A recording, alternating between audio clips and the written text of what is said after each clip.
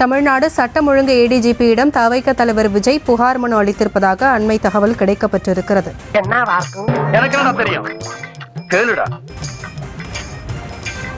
தமிழ்நாடு சட்டம் ஒழுங்கு ஏடிஜிபியிடம் தவைக்க தலைவர் விஜய் புகார் மனு அளித்திருக்கிறார். அண்மை செய்தியை பார்த்து வருகிறோம். தமிழ்நாடு சட்டம் ஒழுங்கு ஏடிஜிபியிடம் தவைக்க தலைவர் விஜய் புகார் மனு அளித்திருப்பதாக தகவல் வெளியாகி இருக்கிறது. இது தொடர்பான அண்மை செய்தியை பார்த்து வருகிறோம். தமிழ்நாடு சட்டம் ஒழுங்கு ஏடிஜிபியிடம் தவைக்க தலைவர் விஜய் புகார் மனு அளித்திருப்பதாக அண்மை தகவல் கிடைக்கப்பட்டிருக்கிறது. தமிழ்நாடு சட்டம் ஒழுங்கு ஏடிஜிபியிடம் தவைக்க தலைவர் விஜய் புகார் மனு அளித்திருப்பதாக அண்மை தகவல் கிடைக்கப்பட்டிருக்கிறது. அதான் எல்லாம் வந்திருக்காங்கல்ல, அப்புறம் எதுக்கு எடுத்தாலும் தமிழ்நாடு சட்டம் ஒழுங்கு ஏடிஜிபியிடம் தவைக்க தலைவர் விஜய் புகார் மனு அளித்திருக்கிறார். இவங்க பண்றதெல்லாம் என்ன சார், அக்கிரமமா இருக்கு சார். இவங்களாம் பண்றது ரொம்ப தப்பு சார். காரணமே சொல்லாம அனுப்புறாங்களே, நான் எப்படா ஊர்ல போய் பொழப்பு தலப்ப நடத்துறது? என் நேரமும் மனசு உறுத்துமே. எதுக்குடா நான் சரிப்பட்டு வர மாட்டேன், சொல்லுங்கடா. யாராவது மேல அதிகாரி ஊமத்துல எங்க இருக்கா? ஒரு கலவரத்தை வித்தியாசமா அடக்க போயிருக்காரு சொல்லு. மக்களே, ஒரு எண்டு கார்டு போடணும் அப்படின்னா அவங்கள சுவிட்ச் ஆஃப் பண்றது தான் ஒரே சொல்யூஷன். அதுக்கான ரிமோட் தான் வரப்போற எலெக்ஷன். அந்த ரிமோட்ல நீங்க அழுத்த வேண்டியது ஒரே ஒரு ஆப்ஷன், அதுதான் நம்ம விசில் சின்னத்தோட பட்டன். சூரியன் உதிப்பதோ கிழக்கு, சுந்தரி அளப்பதோ வழக்கு, சும்மா இருக்கும் மாட்டை உழவுக்கு பழக்கு. யாரு சிட்டு சிவந்தூர் ரோஜா மொட்டு என் கட்சிக்கார சொத்து. சொல்ல வந்த விஷயத்தை நேரம் சொல்ல போறே இல்லையா? ஒண்ணும் இல்ல, இனி பேசுறதுக்கு ஒண்ணுமே இல்ல. களத்துல இறங்க போறேன், உங்க வீட்டு பிள்ளை உங்களை தேடி வர போறேன். வெற்றி தலைவரின் ஆணையோடு வரேன்.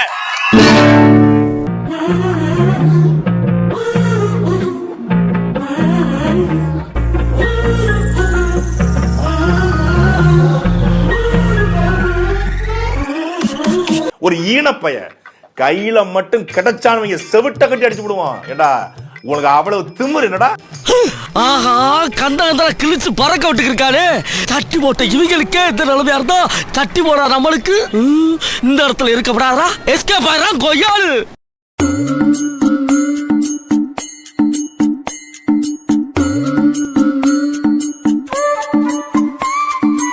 ரெடியாகிக்கோங்க. அவர் ரோட்டுக்கு வரும்போது நீங்க செத்தீங்க. நான் இப்பயே சொல்லிட்டேன், இத்தனை நாள் நீங்க ரோட்டுக்கு உள்ள அவரை எழுதி வச்சுக்கோங்க. உங்க பரம்பரையே வருத்தப்பட போகுது. ஒரே நாள் ஆத்திர பேரை காப்பிடு வாக்கிட்டு போயிடுறேன். எப்படி பிரபு ஒரே நாள்ல வலிப்பீங்க? சித்ரகுப்தா, நான் யமன்டா. ரெடியாகிக்கோங்க. அவர் ரோட்டுக்கு வரும்போது நீங்க செத்தீங்க. நான் இப்பயே சொல்லிட்டேன். ஹை கனவு பலித்தது, ஹை ஹை கனவு பலித்தது, ஹை கனவு பலித்தது. எவன்டா புறம்போக்கு?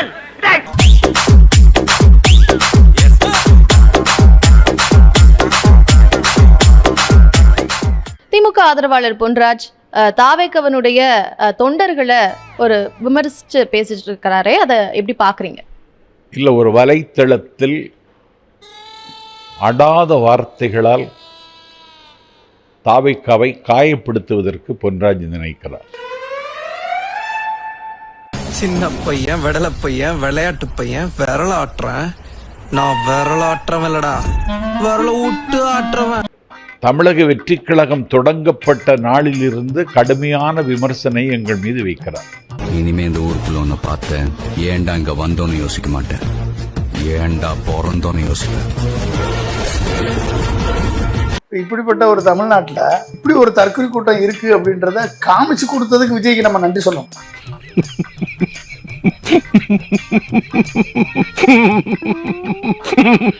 புருஷன் எனக்கு தேவையில்லை, எனக்கு விஜய் தான் வேணும்னு சொல்ற விபச்சார கூட்டம். எங்க வீட்டுக்காரோட எனக்கு விஜய் தான் பிடிக்கும், எங்க வீட்டுக்காரோட எனக்கு விஜய் தான் பிடிக்கும். விபச்சார கூட்டம். அண்ணாவாகவும் இருப்போம், தங்கச்சியாவும் இருப்போம், அக்காவாகவும் இருப்போம், பொண்டாட்டியாவும் இருப்போம்னு சொல்லக்கூடிய ஒரு விபச்சாரிகள் நிறைந்த பொண்டாட்டியா கூட இருந்துட்டு போறமே, பொண்டாட்டியா கூட இருந்துட்டு போறமே. சிறப்பான ஆள் நீ. எங்க தளபதிக்கு நாங்க நிப்போம். ஒரு விபச்சாரிகள் நிறைந்த ரசிகர்கள் இருக்கக்கூடிய ஒரு தற்கொலை கூட்டம் இங்க இருக்கு. தங்கச்சி வந்து கன்சீவா இருக்காங்க. கன்சீவ்னா இப்பதான் 1 month ஆகுது. கார் போகும்போது அந்த கயிறை தூக்கிட்டு பக்கத்துலயே போய் கை குடுக்குடுன்னு போனாங்க. உலகத்திற்கு வெடி காமிச்சதுக்கு நம்ம விஜயை வந்து பாராட்டோம். விபச்சாரிகள் என்று பெண்களை இன்றைக்கு நீ கொச்சைப்படுத்தி இருக்கிறாய். தாவேக்காவில் இருக்கிற பெண்கள் அந்த ரகம் என்று நீ சொல்லி இருப்பது மிகுந்த கண்டனத்திற்குரியது. யாரு சொல்றாங்களோ அவங்களுக்கு தான் அது அப்ளிகபிள். எல்லாரும் எப்படி சொல்லுவாங்க? அந்த மாதிரி யார் பேசுறாங்களோ அவங்களுக்கு தான் அது அப்ளிகபிள். எல்லாரும் எப்படி சொல்லுவாங்க? அந்த மாதிரி பேசுறவங்க வேற எப்படி கூப்பிடுவாங்க? அப்படித்தானே கூப்பிடணும். நான் அக்காவா இருப்பேன், தங்கச்சியா இருப்பேன், பொண்டாட்டியா இருப்பேன்னா அதுக்கு என்ன அர்த்தம்? அப்ப எப்படிப்பட்ட ஒரு தற்கொலை கூட்டத்தை எப்படி உருவாக்கி வச்சிருந்தா இப்ப என்ன அர்த்தம்? அப்ப இதை நம்ம என்கரேஜ் பண்ணிட்டே போனா நிக்கிறது. நீங்க அழுவுறீங்க? இல்ல சார், இல்ல கண்ணு கலங்குது. அழுவுல சார், இல்ல வந்துடுச்சு. சாரி, அழுவுடா எரும மாடு, அழுவுடா. பெண்களை கொச்சைப்படுத்துவதற்கு உனக்கு அதிகாரம் தந்தது யார்? பெண்களை கொச்சைப்படுத்துவதற்கு உனக்கு அதிகாரம் தந்தது யார்? அப்புறம் நான் திடீர்னு ஹீரோ ஆயிட்டேன். அப்புறம் நான் அண்ணனை பார்த்தேன். ஏய் என்னடா வரும்போது 2 குதிரைங்க, ஜோதிகா சிம்ரன் யாரா நீ அப்படின்னு. தெரியல, நீங்க தான் சொன்னீங்களே அப்படின்னு கை காட்டினீங்கன்னா அதே தான் நானும் சொல்றேன். நீங்க நினைக்கலாம் ஏதோ ஏதோ கோமாளி மாதிரி ஏதோ என்னவோ பண்ணிட்டு இருக்கானம்மா அப்படின்னு, ஜோக்கர் மாதிரி அப்படின்னு. உண்மையிலே ஜோக்கர் தான். நான் மட்டும் ஜோக்கர் இல்ல, என் தலைவர் நிக்கில் அவர்களும் ஜோக்கர் தான். மண்டையில கூட்டினா தாங்க தெரியும் பெரியார் எப்படி கூட்டினாரு. மண்டையில கூட்டினா தான் தெரியும். அதுக்காக இந்த மாதிரி வார்த்தையை பயன்படுத்துறது சரி நினைக்கிறீங்களா சார்? சரிதான், சரிதான். பெண்களை கொச்சைப்படுத்துவதற்கு உனக்கு அதிகாரம் தந்தது யார்? இந்த பொன்ராஜ் கண்டிக்கிறான். பொன்ராஜ் கண்டிக்கிற இந்த ஈனப்பயில, இந்த ஆதவர்ஜனா, இந்த நிர்மல்குமார், இந்த ராஜ்மோகன், இந்த லைலாமணி, இந்த பொன்ராஜ் கண்டிக்கிறா. பொன்ராஜ் பெண்ணியம். உங்க வீட்டு பெண்களுக்கு வந்து பேசினால் பெண்ணியம். நடித்த ஒரு படம் குறித்து தனது ட்விட்டர் பக்கத்தில் பதிவிட்ட பெண் பத்திரிகையாளரான தன்யா ராஜேந்திரன் அந்த படத்தை விட விஜய் நடித்த சுறா படமே மேலானது என்று கூறியிருந்தார். இந்நிலையில் கடந்த ஒரு வாரத்திற்கு மேலாக சுமார் 35,000 விஜய் ரசிகர்கள் தன்னை பற்றியும் தனது குடும்பத்தை பற்றியும் மோசமாகவும் தரக்குறைவாகவும் சமூக வலைதளங்களில் பதிவுகளை வெளியிட்டு வருவதாக புகார் தெரிவித்துள்ளார். வாயில சொல்ல முடியாத வார்த்தையில அவ்வளவு இழிவா கேவலமா இருக்காங்க. இது அத்தனை பேர் ஷேர் பண்றான். நீ பேசுறது சரிதான், நீ சூப்பர், இது இப்படி தான் பேசணும், இப்படி தான் இது பண்ணணும், இப்படி தான் டேக்கிள் பண்ணணும் அப்படினா. மோத்தா உன்னை பெத்தாலா இல்ல யானை கண்ண கக்கிச்சாடா? நான் கேட்க மாட்டாங்க. அப்ப இந்த வார்த்தையை இதுக்கு நீங்க மன்னிப்பு கேட்க மாட்டீங்க அப்படி இல்லையா? எதுக்கு மன்னிப்பு கேட்கணும்? வருத்தம் தெரிவிக்க மாட்டீங்க. ஒரு பொது வெளியில வந்து நான் பொண்டாட்டியா இருப்பேன், அக்காவா இருப்பேன், தங்கச்சியா இருப்பேன், பொண்டாட்டியா இருப்பேன், என்ன மாதிரியான ஒரு விளிம்பியங்களை இந்த மாதிரியான பொம்பளை பிள்ளைங்க வந்து இந்த எதிர்கால தலைமுறைக்கு சொல்லி கொடுக்குது. எத்தனை பேர் அது கெடுக்கும்? நம்மளும் இப்படி பேசலாமான்ற என்ன வருமா இல்லையா? அப்ப அந்த மண்டையில கொட்டினா தானே சரியா வரும்.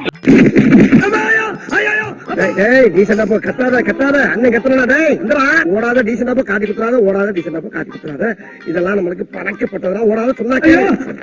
பெண்களை கொச்சைப்படுத்துவதற்கு உனக்கு அதிகாரம் தந்தது யார்? திமுக திருட்டு தெவடியா பசங்களாம் பார்க்க மாட்டீங்க. இந்த கூட உட்காந்துருக்க ஆங்கர் இருக்கான், மொத்த எல்லா மயிராண்டிங்களும் அப்படிதான் இருப்பீங்க போல. எல்லா மயிரும் பொண்டாட்டி வித்து பொழைக்கிற பொறம்போக்கு நாய்ங்க.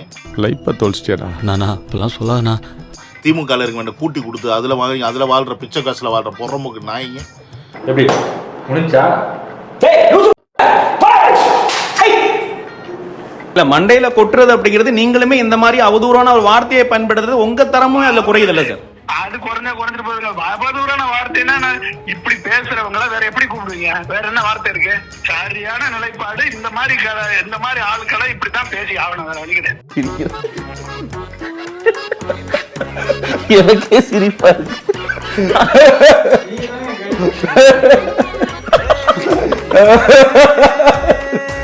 இல்ல அதான் சார், இதே மாதிரி உங்கள் குடும்பத்துல யாரோ ஒரு பெண்மணி ஒரு வார்த்தையை வந்து ஒரு உற்சாக மிகுதியில பேசி இருக்கும் பொழுது இதே மாதிரி வார்த்தையை உபச்சாரம் தான் நீங்க பேசுவீங்களா? நல்ல குடும்பத்துல வளர்ந்த பெண்மணிகள் இப்படி பேச மாட்டாங்க, புரியுதா? அதனால வந்து எந்த குடும்பத்துல பேசினாலும் இவர்களை இப்படி டீல் பண்ணாதான் இவர்களுக்கு புத்தி வரும், அறிவு வரும். இனிமேல் வந்து மக்களை வந்து இந்த மாதிரியான தவறான வழி நடத்த மாட்டாங்க. அதுக்கு கோபம் எதுக்கு வருது? அவ்வளவு வெக்கமா இருந்தா எங்கேயாவது போய் விஷத்தை குடிச்சிட்டு செத்து போங்க. இதுக்கு என்ன இது ஒரு பிரச்சனைன்னு பேசிட்டு இது ஒரு கேவலம். இந்த வீடியோ எப்படி உட்காந்துருந்த சொல்லவா? உள்ள பாடி போட்டிருக்க, வெளியே சொட்டு போட்டிருக்க, பூரா இழுத்து அடைச்சு உட்காந்து பூரா காமிச்சு பேசுற. மானத்தை மறைத்தால துணிமணி எவ்வளவு மறைச்ச நீ? கோபால் தேவடியா பையா நான் 26 வருஷமா தளபதி லவ்வே பண்ணிட்டு இருக்கேன். ஸோ தளபதி மாதிரி ஒரு பர்சன்லாம் பார்க்க முடியாது. அவரை விமர்சனம் பண்றவங்களுக்கு நான் என்ன சொல்லணும்னா, ஆமா 26 வருஷமா லவ் பண்ணிட்டு இருக்கேன் அவரை. அதனால அதில் எழுதியிருக்கேன், நிறைய எழுதியிருக்கேன். இல்லை அதெல்லாம் இல்லை, வேண்டாம், அதெல்லாம் வேண்டாம். நான் அவர் லவ் பண்ணியிருக்கேன், இதை நான் அவங்க அப்பா கிட்டே சொல்லியிருக்கேன், எஸ்ஏ சந்திர சார் கிட்டே சொல்லியிருக்கேன். அவர் ஒரு தடவை மீட் பண்ணப்ப நான் உங்கள் பையனை லவ் பண்ணிட்டு இருக்கேன்னு சொல்லியிருக்கேன். ஆமாம்.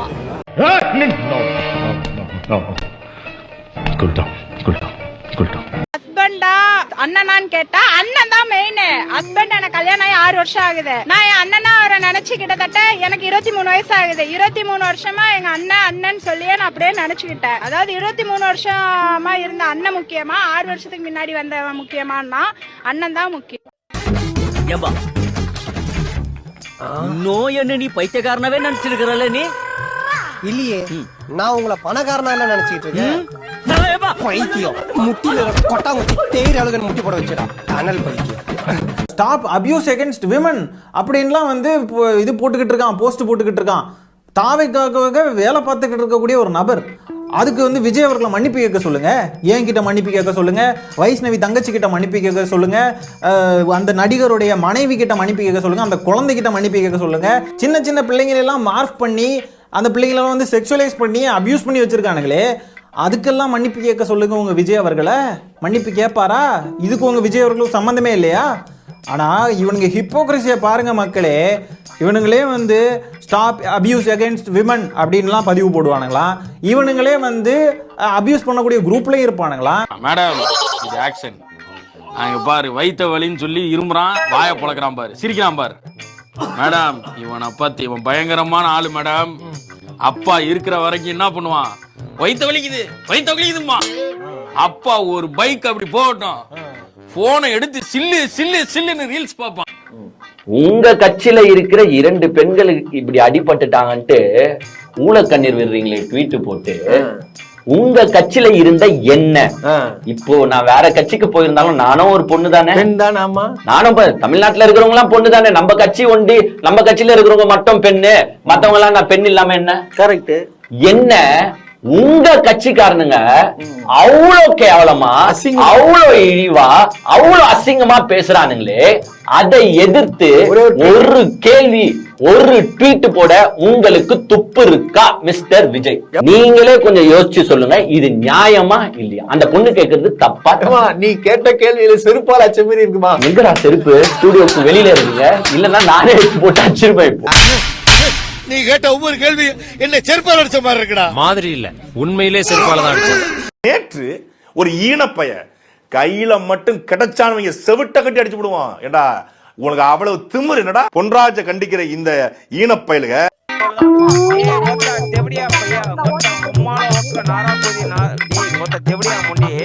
சொல்றது கேட்டுக்கோடி.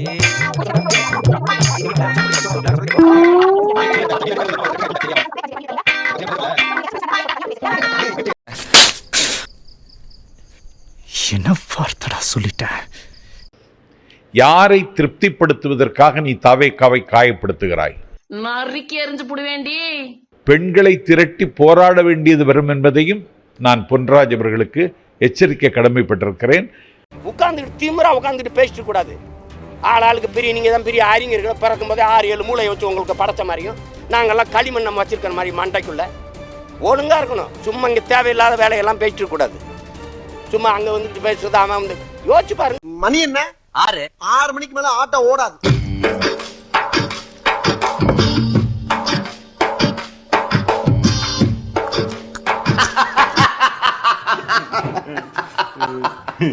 இந்த நாட்டுல வகுப்பாரி பிரதிநிதித்துவம் இன்னும் பேசிட்டு இருக்கிற ஒரு மகன் இருக்காருன்னா எங்க ஐயா தான். அவருடைய பிள்ளை. அவர் இல்லாம எனக்கு இந்த உணர்வு வந்திருக்கு, இவ்வளவு போராட்ட குணம் வந்திருக்கு. 85 வயசுல தமிழை தேடின்னு ஒருத்தன் நடப்பானா தமிழ்நாட்டுல? ஒரு தலைவர் இருக்கானா சொல்லுங்க? எங்க ஐயா விட்டா யாரு இருக்கானா? ஐயாவும் ஆயாவும் கூட்டணி. தமிழ்நாட்டு அரசியல பிரளயம் என்னன்னு பார்த்தா ராமதாசும் சசிகலாவும். டேய் என்னடா தமிழ்நாட்டுக்கு வந்த கிரகத்தை பாருங்க. பல்லு போனவன், சொல்லு போனவன், உனக்கு ரொம்ப முடியலையா பல்லாங்குழி விளையாடு, பேரம்பேத்தூர் விளையாடு. எதுக்கடா எங்க மக்களோட வாழ்க்கையில விளையாடுறீங்க? மகன் இருக்காருன்னா எங்க ஐயா தான். அவருடைய பிள்ளை. அவர் இல்லாம எனக்கு இந்த உணர்வு வந்திருக்கு, இவ்வளவு போராட்ட குணம் வந்திருக்கு.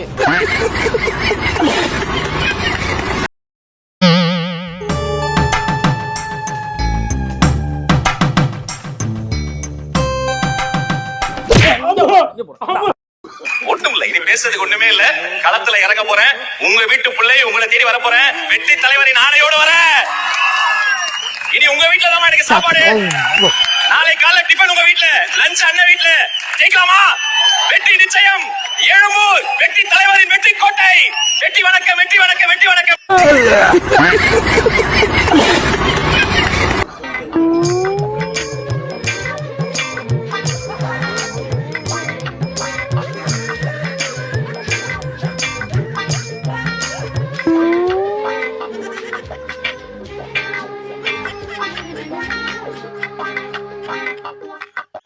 இது மக்களை மாத்துறது ஐடியா. இது எப்படி நீங்க யோசிச்சு பாருங்க. உங்களுக்கு களத்துல நின்று போராட்டத்துக்கே வலிக்கும்னா நீங்க எப்படி நல்லா அரசியல் பண்ணுவீங்க? போங்க ஒரு கட்சியில சேருங்க, இல்ல சுயேட்சையா தேர்தல் நின்னுங்க, அடிப்படை உறுப்பினரா ஒரு கட்சியில இருங்க, அல்லது அரசியல ஈடுபடுங்க, நல்லது கெட்டதுல ஊர்ல கலந்துக்கங்க, பிரச்சனைகளுக்கு போய் நில்லுங்க. ஊர்ல கவர்மெண்ட் மருத்துவமனையில மருந்து இல்லைன்னா ஸ்ட்ரைக் அடிச்சாங்கன்னா நீங்க போய் ஸ்ட்ரைக் பண்ணுங்க. மக்களுக்கு தண்ணி பிரச்சனைனா முனிசிபாலிட்டியில போய் பேசுங்க. இதுதான் தம்பி அரசியல். இது இருக்கு தம்பி செம ரூட்டு. இது தலைமைச் செயலகம் உங்க ஆபீஸா? எனக்கு புரியலப்பா. இது ஒரு மலினமான மனநிலை. இப்ப நான் என்ன செய்ய மக்களை சந்திக்க போறேன்னு சொன்னீங்களே, அதை செய்யுங்கண்ணா. அது நாளைக்கு. இப்ப நான் என்ன செய்ய வேட்பாளர் லிஸ்ட்லாம் விடுங்கண்ணா. அது அடுத்த வாரம். இப்ப நான் என்ன செய்ய களத்துல இறங்கி வேலை பாக்குறேன்னு சொன்னீங்களே, அதை செய்யுங்க. அது அடுத்த மாசம். இப்ப நான் என்ன செய்ய இவன் என்ன செய்ய மாட்டான்ப்பா. தம்பி நீ ஒன்னும் செய்ய மாட்டேன்னு எனக்கு தெரியும். படிக்க போற தங்கச்சிக்கு 1000, படிக்க போற தம்பிக்கு 1000. 2 குழந்தைய பள்ளிக்கூடம் விட்டு வருது. ஒரு தம்பி கேக்குறாரு, சாப்பிடுறீங்களா? இல்ல, நாங்க பள்ளிக்கூடத்துல சாப்பிட்டோம், எங்களுக்கு காலையில நல்ல உணவு கொடுத்துட்டாங்க. ஒரு புள்ள கல்லூரிக்கு போகுது, பஸ் டிக்கெட் எடுக்கின்ற காசு இல்லையே. இல்ல, 5 வருஷமா பஸ் ஃப்ரீ தான். ஒரு பொண்ணு சொல்லுது. திருப்பி ஒரு அம்மா வந்து, இந்தாம்மா உன் மகனுக்கு லேப்டாப் கேட்டியே, இந்தா அப்படின்னு. வேணாம், எங்களுக்கு கவர்மெண்ட் அரசு மடிக்கணினி கொடுத்துருச்சு, லேப்டாப் கொடுத்துருச்சு. அத்தனையும் பார்த்து செய்யுது நம்ம ஸ்டாலின் அரசு.